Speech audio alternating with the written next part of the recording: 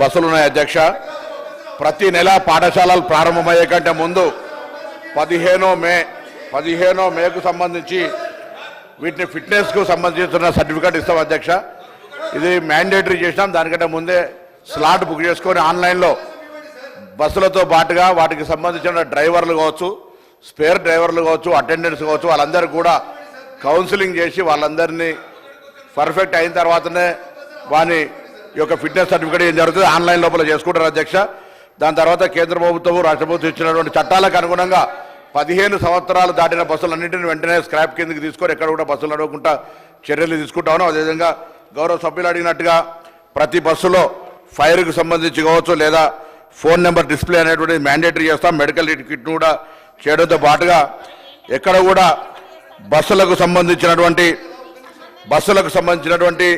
Private బస్సులతో పాటుగా private బస్సులు అయితే వాళ్ళు స్కూల్ చిల్డ్రన్స్కి సంబంధించిన నడుపుకుంటారు. గౌరవ సభ్యులు పాఠశాల విద్యార్థుల సమయంలో ఆర్టీసీ బస్సులకు సంబంధించి నడపమని చెప్పినారు.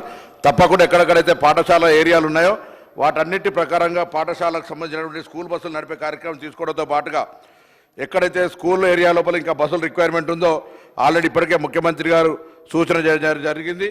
వీటికి సంబంధించినటువంటి ఈ యొక్క సేఫ్టీ మెజర్మెంట్స్తో పాటుగా కఠినంగా వ్యవహరించాల్సిన అవసరం ఉంది. రవాణా శాఖని రాష్ట్ర స్థాయి సమీక్ష కూడా నిర్వహించి రవాణా శాఖ మంత్రిగా దీనికి సంబంధించిన అన్ని చర్యలు తీసుకోవడం జరుగుతుంది అధ్యక్ష. దాంతో పాటుగా పిల్లలకు కూడా అవగాహన ఉండాలని యూనిసెఫ్ ఆధ్వర్యంలో ఇట్లా ప్రతి స్కూల్లో కార్పొరేట్ స్కూల్లో ఒక ట్రాఫిక్ సిస్టమ్, దీనికి సంబంధించిన ట్రాఫిక్ రూల్స్ అవగాహనకి ప్రతి స్కూల్లో ఇటువంటి ఏర్పాటు చేయడానికి విద్యాశాఖతో సమన్వయం చేసి ముందుగా వచ్చేటువంటి వాటన్నిటిని ఏర్పాటు చేయడం జరుగుతుంది అధ్యక్ష. అదేవిధంగా ఎక్కడ కూడా ఆర్టీఓకి సంబంధించిన విషయం లోపల నేను గౌరవ సభ్యులందరూ కూడా సభలో కోరుతా ఉన్నాం. ఎక్కడైనా స్పెసిఫిక్గా రవాణా శాఖకు సంబంధించినటువంటి ఇష్యూ ఉంటే దయచేసి ప్రభుత్వ దృష్టికి తీసుకొస్తే వెంటనే స్పందించడానికి కూడా సిద్ధంగా ఉన్నాం. దాంతోపాటుగా ప్రత్యేకించి బడి పిల్లలకు సంబంధించిన శ్రద్ధ, రవాణా సౌకర్యం లోపల ఎక్కడ కూడా జాప్యం లేకుండా, ఎక్కడ కూడా నిర్లక్ష్యం లేకుండా అన్ని రకాల గౌరవ సభ్యుల సూచనలు తీసుకొని మరొకసారి మా యొక్క శాఖతో సమన్వయం చేసుకొని ఇబ్బంది లేకుండా చేస్తామనే మాట ఈ సందర్భంగా గౌరవ సభ్యులందరికీ తెలియజేయడం జరుగుతుంది.